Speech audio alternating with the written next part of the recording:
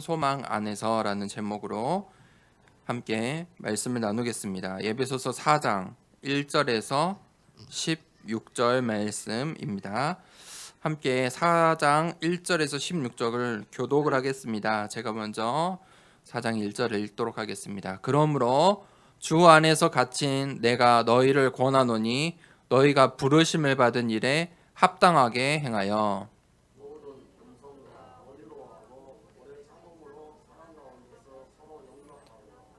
평안에 매는 줄로 성령이 하나 되게 하신 것을 힘써 지키라.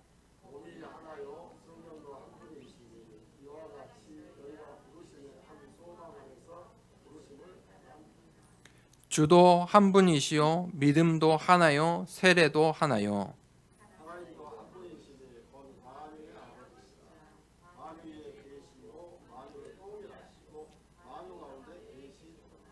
우리 각 사람에게 그리스도의 선물의 분량대로 은혜를 주셨나니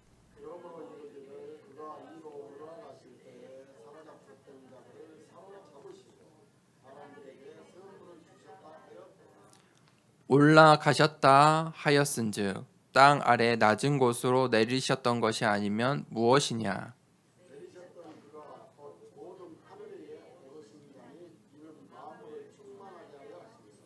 그가 어떤 사람은 사도로 어떤 사람은 선지자로 어떤 사람은 복음 전하는 자로 어떤 사람은 목사와 교사로 삼으셨으니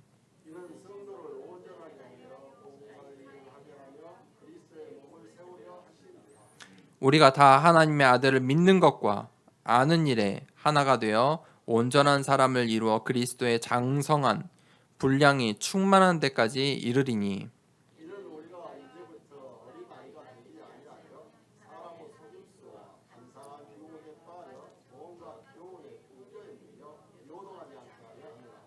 오직 사랑 안에서 참된 것을 하여 범사에 그에게까지 자랄지라. 그는 머리니 곧 그리스도라. 그에게서 온 몸이 각 마디를 통하여 도움을 받음으로 연결되고 결합되어 각 지체의 분량대로 역사하여 그 몸을 자라게 하며 사랑 안에서 스스로 세우느니라. 아멘. 우리가 삶을 살아가는데 전부 생각을 하고 계획을 하고 살아가지요. 또 이 세상에서 살기 위해서, 이 사회에서 살기 위해서 사회가 만들어 놓은 법들과 그 계획을 따라 살아가고, 또 우리 가정 안에서 또 내 스스로 이런 계획을 세우고 또 사람과 사람 사이에 약속을 하며 그렇게 살아가지요.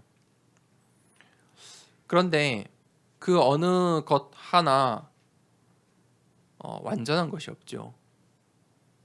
이 세상의 법도 흐름에 따라, 시대에 따라 법도 바뀌죠. 정치도 바뀌어요. 경제는 더 빨라요. 우리가 사람과의 그 약속을 하는데 지키지 못할 약속도 많죠. 스스로에게 다짐했던 것들이 바뀌기도 하죠. 그런데 하나님의 계획은요, 완전하고 절대적인 계획이에요. 하나님께서 계획하신 것은 단 하나도 빠짐없이 성취돼요. 성경 말씀에 하나님께서 하신 말씀이 1.1획도 빠지지 않고 반드시 성취된다고 약속하셨어요. 그것이 하나님의 계획이에요. 그러면 우리가 이 땅에 살아가는데 그 하나님의 계획을 알 수 있으면 얼마나 좋을까요? 내가 하나님의 계획을 한다면 오늘 나에게 온 문제들, 사건들, 상황들을 이해할 수 있겠죠. 아, 이게 이래서 왔구나. 발견할 수 있겠죠. 그런데 그 하나님의 계획이 눈에 보이지가 않아요. 저 사람이 무슨 마음을 먹었는지 알 수가 없어요. 화려하게 이 문화를 통해서 말을 하는데 그 이면의 실체들을 몰라요. 왜 저렇게 하는지 몰라요. 눈에 보이지가 않아요. 그래서 우리가 기도를 하는 거예요. 하나님의 계획이 무엇입니까? 오늘 나에게 왜 이런 사건과 만남이 주어졌습니까? 그게 기도예요. 사람들이 기도를 잘못 알고 있죠. 종교적인 기도를 해요. 이거 주세요. 저거 주세요. 죄송합니다. 잘못했습니다. 다 맞는 말인데 굉장히 기도의 작은 부분이 진짜 기도. 우리가 하나님 자녀들이 해야 되는 그 기도는 무엇이냐면 하나님의 생각, 하나님의 뜻, 하나님의 계획을 찾는 거예요. 그게 아버지 하나님의 마음이겠죠. 그 기도 속에 있는 것이 바로 24의 비밀이에요. 그 하나님의 계획을 질문하는 24의 기도 비밀 속에 있을 때 25 영원의 시간표가 나오는 거예요. 자, 이 기도가 우리가 우리의 삶 가운데 단 5분이라도 있다면 그때부터 이 영적인 사실들이 보여요. 기도하면요, 영적인 변화가 일어나요. 가장 큰 변화는 성삼위 하나님의 말씀이 들리기 시작해요. 성삼위 하나님의 말씀이 이 강단을 통해서 선포되는 이 하나님의 말씀이 나를 인도하고 내 삶의 응답이 돼요. 내가 가지고 있던 그 기도의 제목들이 하나님께 드리는 그 질문들이 말씀을 통해서 응답이 돼요. 거기서 끝나는 것이 아니라 이제 성경에 말하는 그 영적인 존재, 마귀, 귀신, 그 흑암이 완전히 결박돼요. 언제요? 하나님의 계획을 찾는 그 말씀 속에 있을 때요. 그 기도 속에 있을 때요. 그때 어떤 일이 일어나냐? 천군 천사가 동원이 돼요. 우리의 기도를 하나님께 전달해요. 하나님의 말씀을요, 이 땅에 성취되도록 천군 천사가 역사하는 거예요. 그런 영적인 변화들이 일어나요. 궁극적으로 어떤 일이 일어나냐면 마지막에는 생명이 살아나요. 내가 살아나요. 내가 이 기도와 이 말씀 속에 있으면요, 제일 먼저 내가 살아나요. 내가 살면요, 내 주위에 가장 가까운 주위에 있는 나의 현장들이 살아나요. 우리 가정이 살아나고요, 내 자녀들, 우리의 후대들, 렘넌트들이 살아나게 되어 있어요. 왜 우리의 자녀들이 이렇습니까? 우리의 가정 왜 하나님 이런 문제가 있습니까? 내가 아직 못 살아서 그래요. 내가 아직 하나님의 계획을 못 봐서 그래요. 내가 살면요, 내 자녀들도 살아요. 우리 가정이 살아요. 주 예수를 믿으라. 그리하면 너와 내 집이 구원을 얻으리라. 반드시 영적인 변화가 일어나요. 그러면 그 사람들이 모인 교회가, 그 교회를 통해 하나님께서 뭘 하시냐? 시대를 살리세요. 하나님의 계획을 질문할 때 영적인 변화가 일어나고 내가 살고 현장이 살고 교회가 살고 시대가 사는 일들이 시작이 되는 거예요.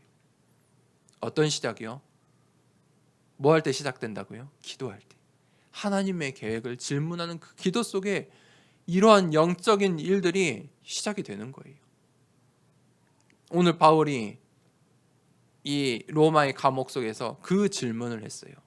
하나님, 제가 이제 이 감옥 속에 갇힌 자가 되었는데 하나님, 저 교회들을, 제가 두고 온 교회들을 보살펴야 되는데 하나님, 저희 에베소 교회에 이런 일들이 있다고 하는데 어떻게 해야 합니까? 하나님의 계획이 무엇입니까? 바울이 그 질문을 할 때에, 그 기도 속에 있을 때 하나님께서, 성삼위 하나님께서, 시공간을 초월하는 하나님께서 그 에베소 현장에 역사하신다는 거예요. 첫 번째 대지에 각 사람에게 그리스도의 이 선물의 분량대로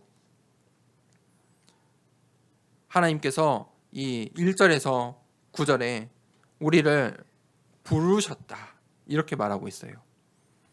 우리가 부르심을 받았다. 하나님의 부르심을 받았다. 그게 하나님의 계획이에요. 이 에베소서 1장은요.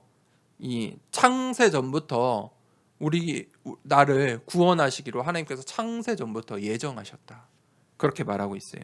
에베소서 2장에는 그 구원이 무슨 일이 일어나냐면 우리가 죄와 저주와 흑암 권세 가운데 살아야 되는데 우리가 해방받았다.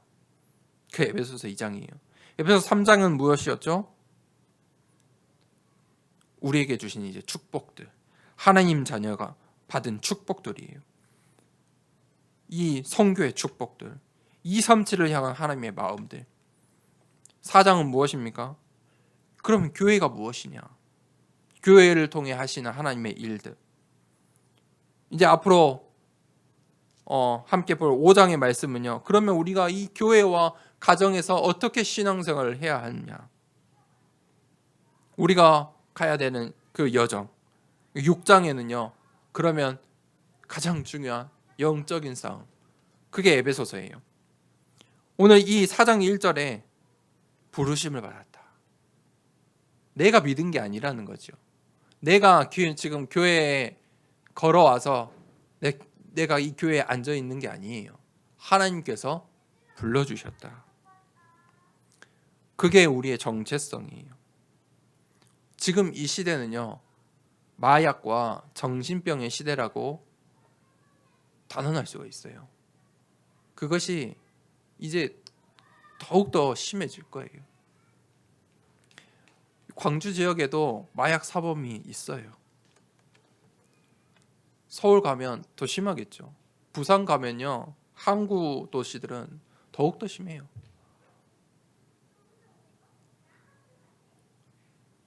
저 목포만 가도 유통이 된다고 하죠. 마약 시대예요. 마약 시대로 가고 있어요. 미국에 가면 이 주마다 법이 다르잖아요. 마약이 일부 허용된 도시들을 가면 사람들이 마약에 취해서 그냥 그 좀비들처럼 영화에 나오는 사람들처럼 그렇게 걸어 다녀요. 마약의 거리가 있어요. 강대국이 시작이 되면요. 그 흐름과 유행들은 흘러가게 되어 있어요. 정신병의 시대는요. 이미 더 앞섰죠. 감정이 조절이 안 돼요. 우리의 감정을 마구마구 흔들어요. 그게 문화예요. 미디어예요. 실제적으로 유튜브라는 그 영상 콘텐츠 그 하나로 전 세계 사람들의 마음을 흔들잖아요. 정서를 흔들어요. 감당할 수가 없어요. 마약과 정신병이 우리에게 찾아오면요. 우리의 힘으로 절대 이길 수 없어요. 끊을 수가 없어요. 해결할 수가 없어요. 의사들이 해결할 수 있는 범위가 일반 병들하고 비교할 수가 없어요. 할 수 있는 게 없어요. 왜 그렇습니까? 마약과 정신병 왜 찾아옵니까? 정체성이 무너져서 그래요.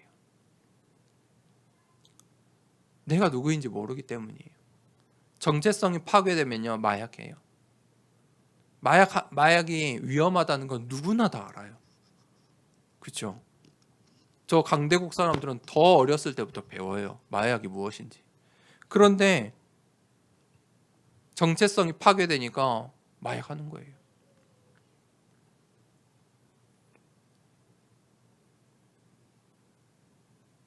정체성이 파괴되니까 우리의 감정이 이제 조절이 되지 않는 거예요.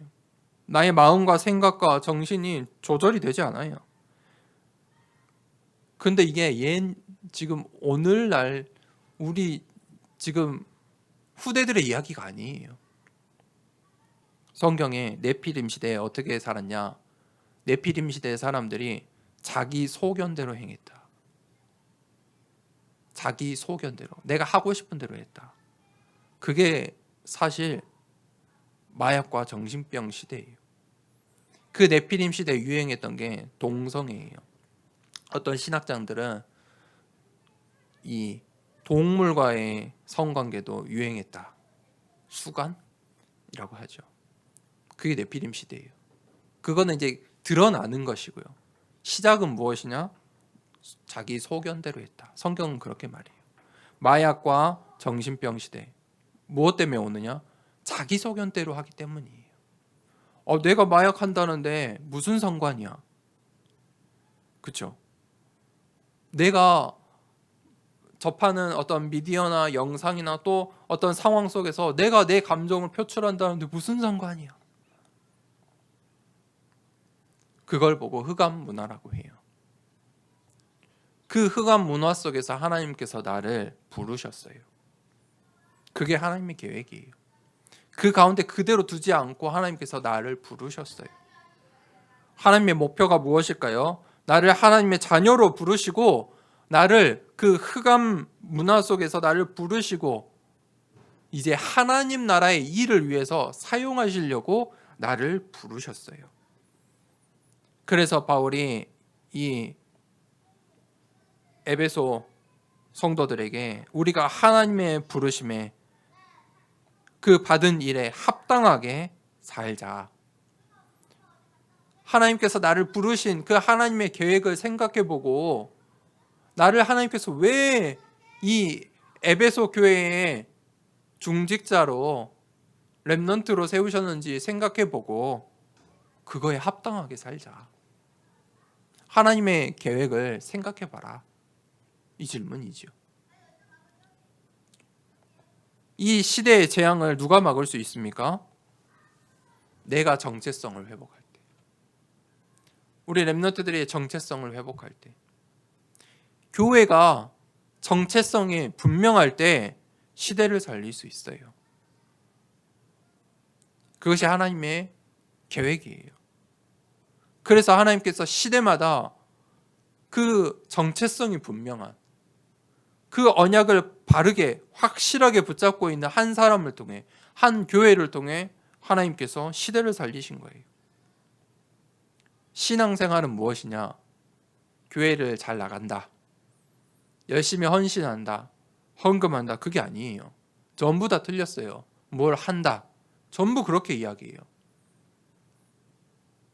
조금 사람 많이 모인 교회들 가면요. 뭘 해요. 그렇게 가르치는 거예요. 뭘 해야 된다. 그런데 신앙생활은 뭘 하는 게 아니에요. 정체성이에요. 아는 거예요. 믿는 거예요. 거기서 나오는 이 삶이지 뭘 하기 위해서 알고 하기 위해서 믿는 것이 아니에요. 그래서 그 속에서 무엇이 나오냐면 2절부터 3절이 나와요. 겸손과 온유와 온유라는 것은요. 싸우지 않는 거예요. 사람들끼리 싸우지 않는다. 어떻게 싸우지 않을까요? 마음이 평안하고 여유가 있으면요. 사람들이 이 모르는 사람이 시비를 해도 내 이 상황 속에 이 환경 속에 누군가 나에게 이렇게 불편하게 해도 내가 온유한 마음이 있으면 넘어갈 수 있죠. 겸손과 온유와 그리고 오래 참음과 용납과 평안이 있어요. 그것을 힘써 지키라. 그것이 어디에서 나올까요? 정체성이 분명할 때요. 정체성이 분명하면요. 내가 누구인지 알면요. 겸손과 온유와 오래 참음과 용납과 평안이 나오는 거예요. 하나님께서 이 은혜를, 이 축복을 각 사람에게 주셨어요. 각 사람에게 주셨다. 7절에 우리 각 사람에게 그리스도의 선물의 분량대로 은혜를 주셨다. 하나님께서 모든 만유의 237 나라의 5천 종족의 모든 사람들에게 구원의 이 축복, 복음을 주셨어요. 그런데 하나님께서 각 사람을 향한 하나님의 계획이 있어요. 나를 향한 하나님의 계획이 있다는 거예요. 나를 향한 그 하나님의 목표가 있어요. 그것을 깨닫고 붙잡는 것을 보고 언약이라고 해요. 우리가 그 정체성을 회복해야 돼요. 하나님께서 창세기 1장 27절에 나를 하나님의 형상대로 만드셨어요. 창세기 2장 7절에 하나님께서 생기를 주셨어요. 하나님의 것이잖아요. 생기, 하나님의 거예요. 하나님께서 그것을 우리에게 나눠주신 거예요. 불어주신 거예요. 그때 우리의 영과 육과 생명이 살아났어요. 산자가 되었어요. 그게 우리가 가진 보좌의 축복이에요.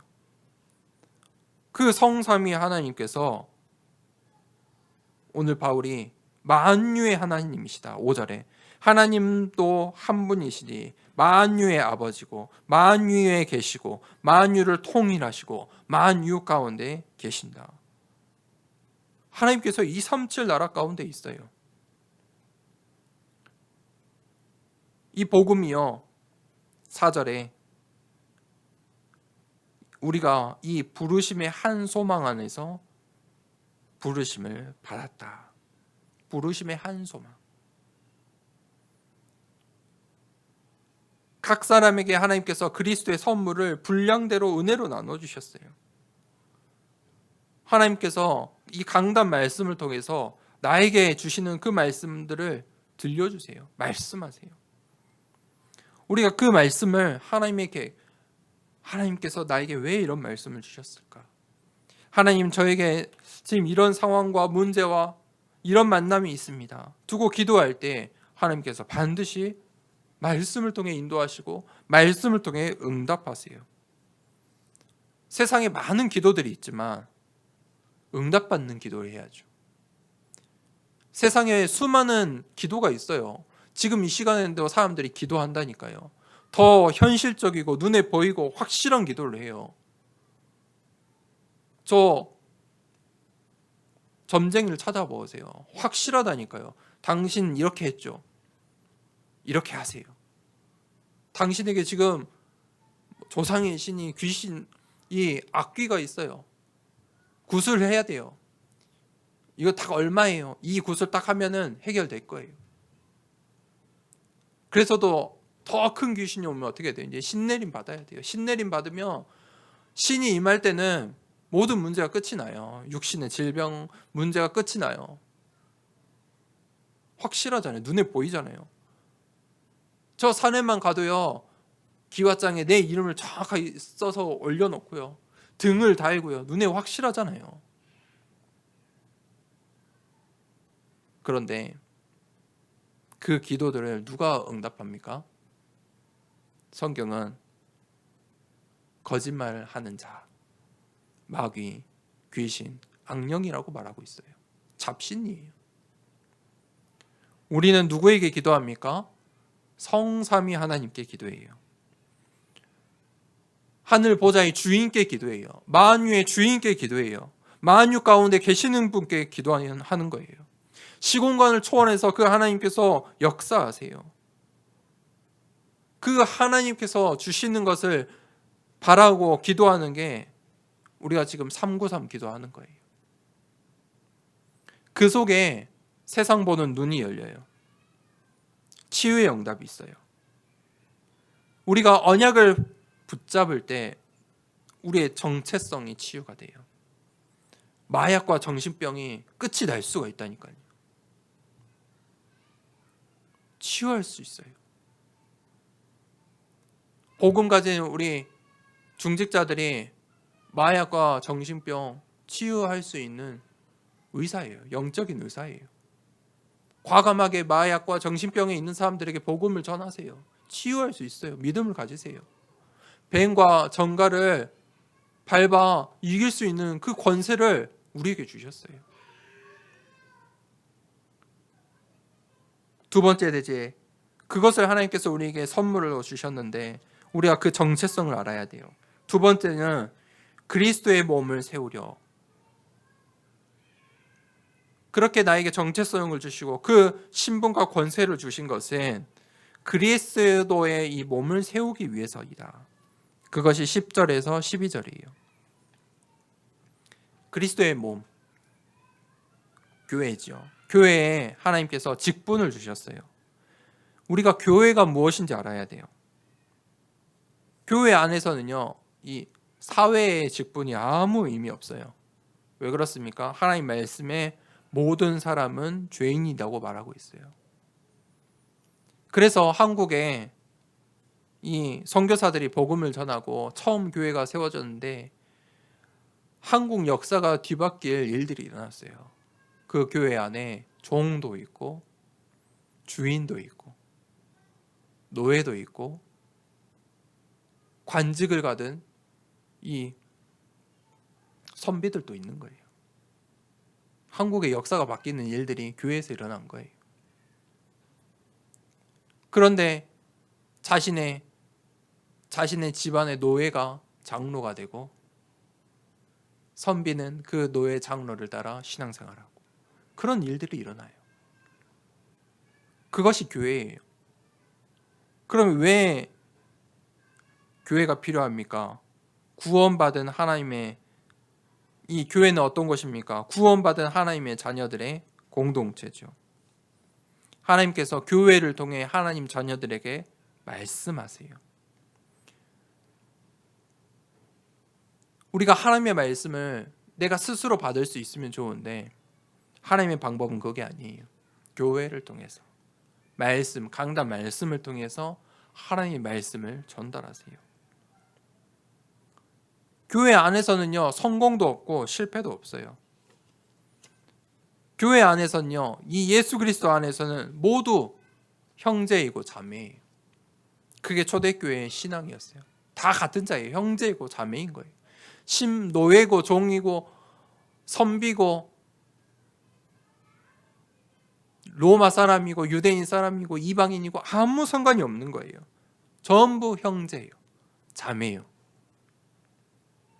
세상의 지식과 경제도 아무 소용이 없어요. 아무 상관이 없어요. 우리는 이 교회 안에서 무엇을 합니까? 예배드리는 거예요.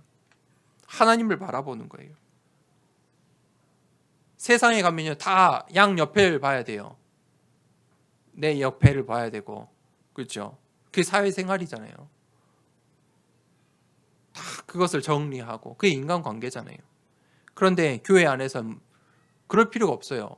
교회 안에서는 뭘 합니까? 전부 하늘을 보는 거예요. 하나님을 봐요. 모든 사람이 다 하나님 바라봐야 돼요. 그것이 예배예요. 국가도 지역도 인종도 성도 그 어떤 차별이 없어요. 그래서 교회는요 237 해야 되는 거예요. 누구에게나 구원의 길이 열려 있는 거예요. 그렇기 때문에 이 사탄의 공격의 1순위가 교회예요. 이 영적인 사실을 알면 왜 그런지 알 수 있어요. 교회가 이 세상 사람들에게 왜 비판을 받는지 알 수 있어요. 교회가 이 사탄의 공격의 1순위예요. 교회만 무너지면 하나님 나라의 일들이 멈춰지거든요. 확장이 멈춰지거든요. 그러니 그 교회 안에 세상 사람들이 볼 때도 비웃을 만한 일들이 일어나요. 교회 안에서 싸우고 분쟁하고 교회 안에서 팔을 나누고 교회가 사람들이 많이 모여 있는 것에는 교회가 이론을 따라가고 교회가 정치를 따라가고 교회는 어떤 것이라고요? 하나님을 바라보고 예배하는 것이에요. 좌우를 보는 것이 아니에요. 교회의 절대 사명은 무엇입니까? 우리 교회가 반드시 해야 되는 것 제일 첫 번째 무엇일까요? 예배예요. 다른 거 다 안 돼도 다른 거 다 못해도 예배 드리면 돼요. 그러면 하나님의 말씀이 선포되고 그 말씀이 나를 통해 우리의 후대를 통해 성취되게 되어 있어요.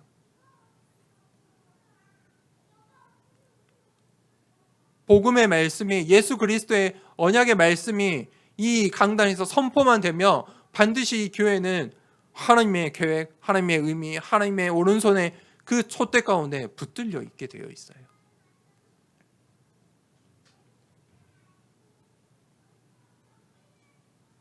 어떤 목회자들은 성도가 많고 조금 어떤 일을 해야 하나님께 쓰임 받는다고 생각하는데 착각이에요.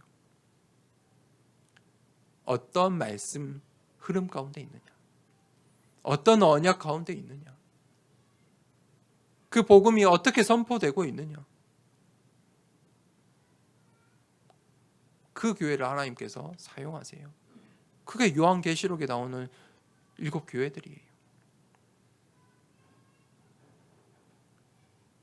그때 하나님의 말씀이 올바르게 바른 이 언약의 말씀, 복음이 선포되는 그 교회, 그 예배가 있다면 반드시 하나님이 원하시는 일인 전도와 선교가 성취돼요. 그게 건강한 교회예요. 예배드리고 전도하고 선교하는 교회. 맞죠?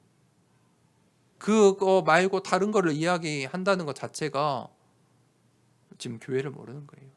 그래도 이거 해야지. 그래도 이거 해야지. 아니에요. 예배, 전도, 선교. 그 일을 위해서 하나님께서 교회 안에 사도도, 선지자도, 복음을 전하는 자, 목사, 교사로 우리를 부르신 거예요. 우리가 거기에 이제 헌신하는 거예요. 왜 그렇습니까? 왜 교회 안에 이런 직분을 주셨습니까? 연약한 성도를 살리고 우리의 후대들인 렘넌트를 살리기 위해서. 궁극적으로는요, 그리스도의 몸, 교회를 세우기 위해서. 그래서 교회는요, 이 12절에 성도를 온전하게 하여 봉사의 일을 하게 하며 그리스도의 몸을 세우려 하심이라. 교회는요, 무엇을 받는 것이 아니에요.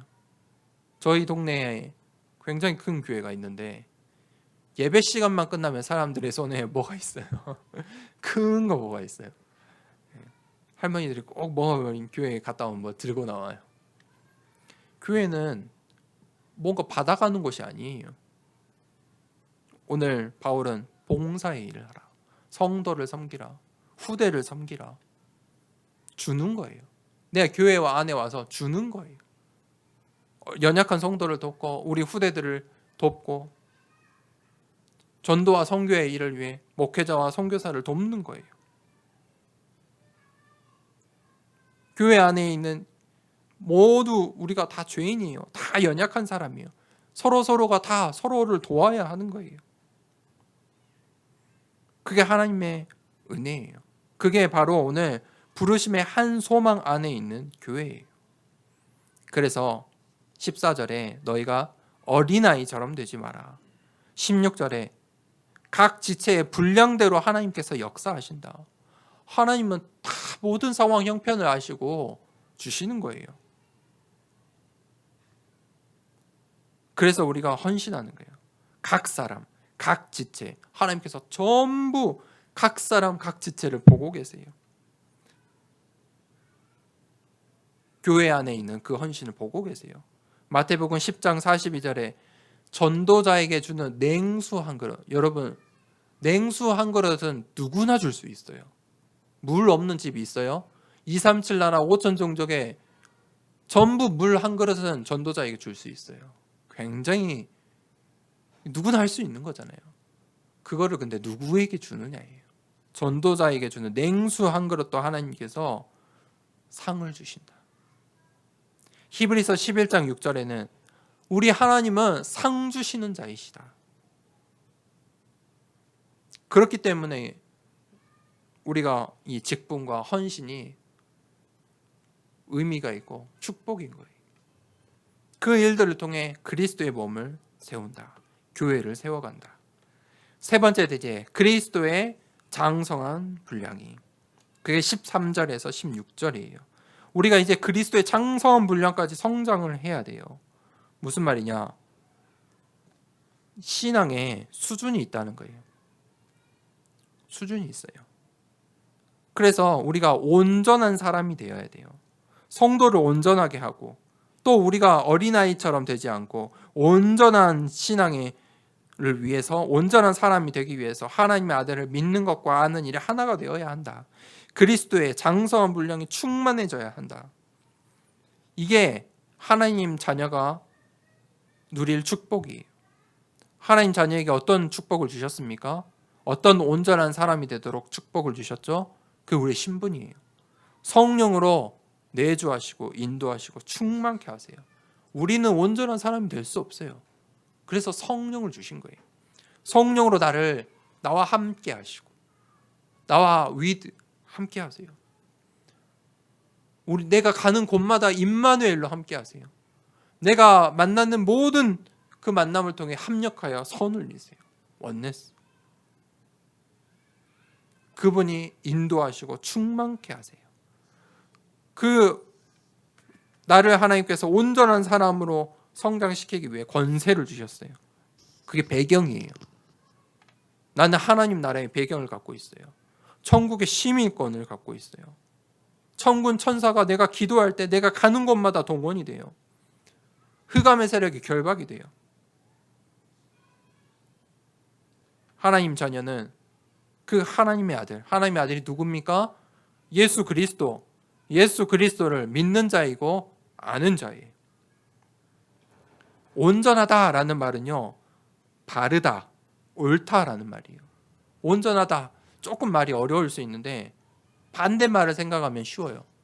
우리가 이 말을 언제 쓰냐면 정신이 온전하지 않다 이렇게 많은 표현을 하죠. 그게 무슨 말인지 알죠?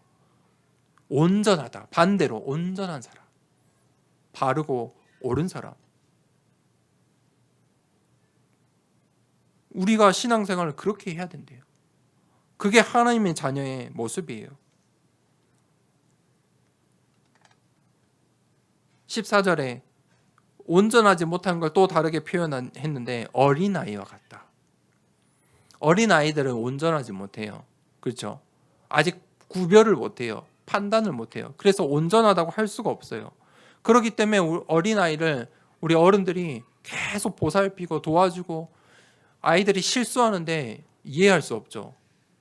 그게 사실 당연해요. 온전하지 못해요. 아직. 그런데 사람들이 교회 안에서 신앙생활 하는데 어떻게 하냐? 어린아이처럼 해요. 그 온전하지 못한 어린아이처럼 신앙생활을 하고 있다 이거예요.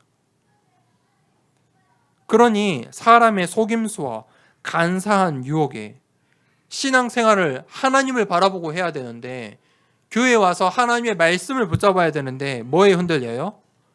사람의 모습이 보이고 저 사람이 했던 말이 더 거슬리고 목사님의 행동, 말 그것이 상처가 되고 나를 유혹하고 간사한 유혹에 빠져 온갖 교훈의 풍조.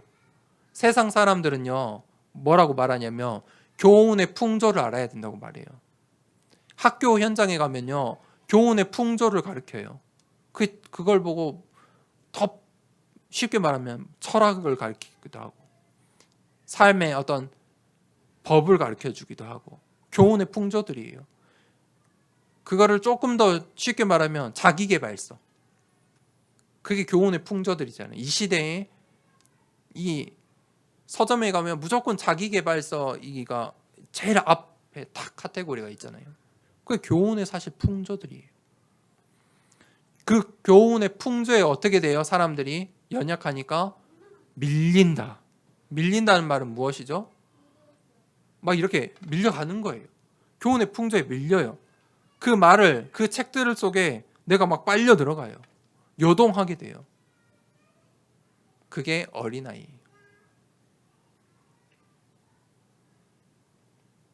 온전한 사람은 뭘 안다고요? 하나님의 아들 예수 그리스도를 믿는 것과 아는 일에 분명한 거예요. 그게 온전한 사람이에요. 그 복음에 답이 없으니까요. 세상의 풍조를 자꾸 따라가야 돼요.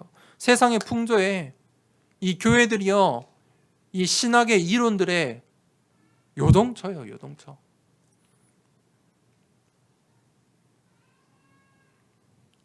네피림 시대. 그 네피림 시대는 보기 좋은 것을 따라갔어요. 그게 세상의 풍조였어요. 사람들의 속임수였어요. 그것이 오늘 시대에는 마약과 정신병으로 막 구체적으로 드러나요. 내가 한다는데 청소년 문제는 어디서 나오냐? 다 자기 뜻대로 하기 때문에 나와요. 그걸 주체를 못하는 거예요. 절제가 안 되는 거예요. 사회의 문제, 정신병의 문제들은 다 거기서 나와요. 조절이 안 돼요. 알아요. 술, 담배 하면 건강이 나빠진다. 다 알아요. 그러면 마약을 하면 몸이 완전히 망가질 거다. 그거 너무 잘 알아요. 그런데 그것을 내가 조절할 수가 없어요. 나에게 찾아오는 그 세상의 풍조와 사람의 말들과 상처와 문득 들어온 그 생각을 벗어날 수가 없다니까요. 나는 왜 이렇지? 내가 누구이지? 나는 이제 망했어. 나는 지금 사람들한테 내 인생은 왜 이렇지? 거기서 벗어날 수가 없다니까요. 나예요, 나. 사실 내가 만든 거예요. 거기서 못 벗어나요. 그게 네피림 시대예요.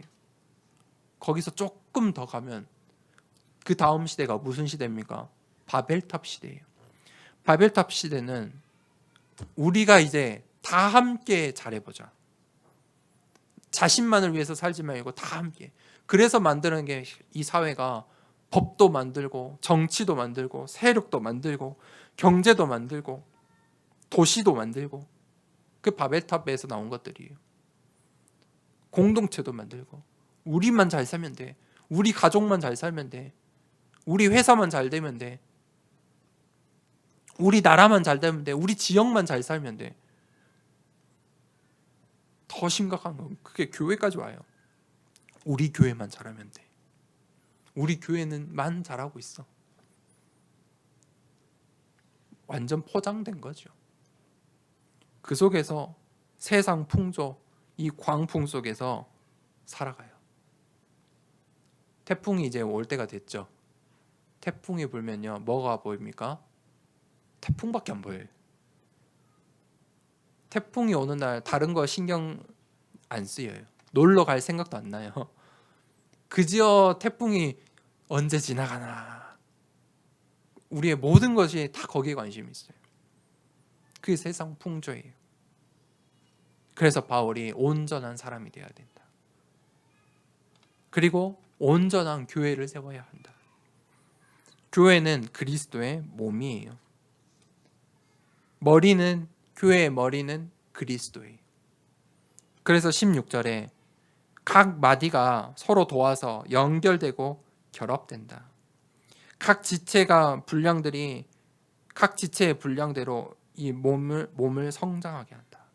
교회 안에 있는 모든 우리 성도들이 서로 연결되고 결합되고 각 지체들의 신앙생활을 해 나갈 때 교회가 자라나는 거예요.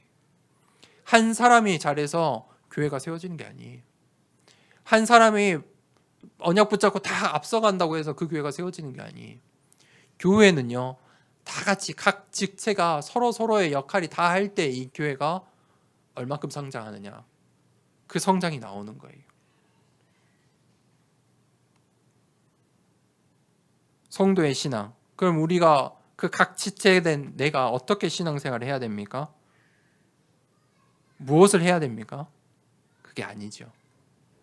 바른 언약을 붙잡아야 돼요. 부르심의 한 소망 안에 있으면 돼요. 정체성을 놓치지 않으면 돼요. 그러면요, 다 함께 성장하게 되어 있어요. 그 속에서 교회에 70제자가 세워지게 되어 있어요. 그러면요, 그 70제자가 가는 70지역이 살아나고 하나님께서 우리에게 맡기신 70나라를 살리고 70민족을 살리게 되어 있어요. 만유의 하나님이고 하나님이 그 만유 가운데 계세요. 그래서 바울이 16절에 가장 마지막에 뭐라고 하고 있습니까? 사랑 안에서 스스로 세워진다. 그게 하나님의 사랑이에요. 그게 더 사랑이에요. 하나밖에 없는 하나님의 사랑이에요. 그 사랑 안에서 교회가 해야 될 일이 더욱더 이제 우리 이웃의 우리 성도들을 사랑하는 거예요. 그게 두 번째 사랑이에요. 더 사랑이에요. 사랑해야 전도할 수 있어요. 사랑해야 선교할 수 있어요. 내가 237 나라 5천 종족의 사람들을 볼 때 마음이 다 맞아야 저들을 살릴 수가 있어요. 그 한 사람을 살리는 일이 한 나라를 살리고 한 민족을 살리는 일이에요. 그게 어디서 시작되냐? 사랑하는 마음에서. 사랑하면요, 사랑 안에서 어떻게 된다고요? 스스로 세워진다.